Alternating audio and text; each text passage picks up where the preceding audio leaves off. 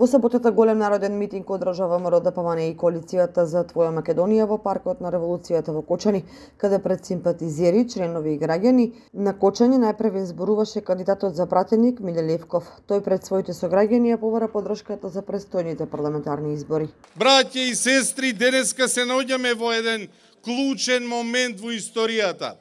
После историската победа во првиот круг на 24 април започна една лавина од која што нема сопирање. Една лавина која што на 8 мај ќе донесе двојна победа.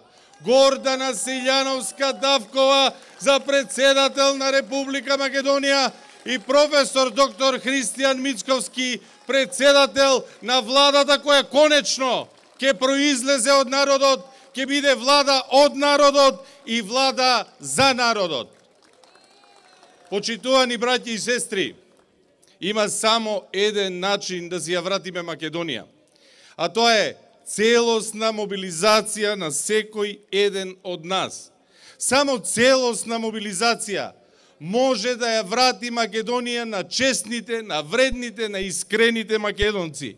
Доста ни е од купечки господари во ликот на СДСМ и ДУИ. Доста е, народот доаѓа по своето. Пред присутните се обрати и носителот на листа во изборната единица 3 Драган Ковачки, кој ми го другото рече. Товани присутни, Македонија е на нозе. Народот си ја враќа државата повторно во своји раци. Победата на 24 април покажа дека сите се за промени на оваа ненародна и корумпирана влада на ДУИ, поддржана од измаќарите од СДС.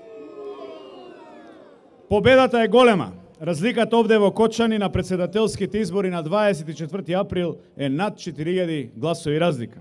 Ајде да ја дуплираме на 8 мај и на 8 мај да ја однесеме двојната победа. Председателот на ВМРО ДПМН Христијан Мицковски ги повика граѓаните масовно да излезат на престојните избори и да гласаат за коалицијата Твоја Македонија. Драги пријатели, браќа и сестри, промените започна и нема запирање. Бранот започна и цунамито на народната волја мора да се истори на 8 мај. Ова цунами е резултат на сите страдања, неправди и лоши работи кои се случија изминатите години. Државата ни одзема. Народот изгуби контрола над системот. Институциите се киднапирани од стотина души на ДУИ кои управуваат со се. Додека тие пак од СДСМ им се верни слуги во секој криминал и наместен тендер. Здравството се распаѓа, за обична услуга се плаќа мито, на онкологија печалеа дури од терапијата за болните. Во 21. век нема учебници за учениците. Во земјоделието, главното достигнување со кое гледам дека се фалат во спотовите е дека успеале да нема протести на земјоделците.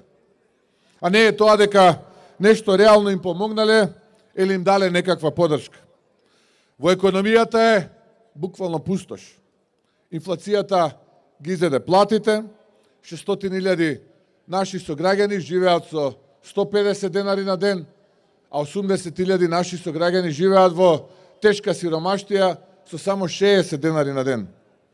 Државата е прва во Европа по корупција, но и по индексот на мизерија. Сите овие работи направија народот да биде незадоволен. Митинзи се одржа и во општините Тишиново, Блешево, Зрновци и Виница.